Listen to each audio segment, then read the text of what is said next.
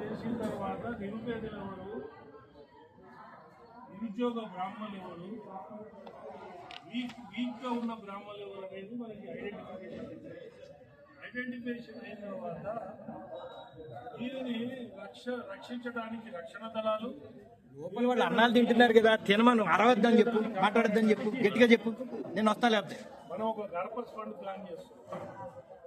ఆ గర్భస్ ఫండ్ లో కూడా ఒక మేజర్ అమౌంట్ అనౌన్స్ చేసి కొంతమంది పెద్దలందరూ కూడా అందరం కలిసి ఒక కార్పస్ ఫండ్ చేసి బ్రాహ్మణ నిరుపేదలకి సహాయం చేయాలి. ఇప్పుడు నేను బిఎస్ఎస్ఎఫ్ లో ఏం చేస్తున్నానో అది ఓన్లీ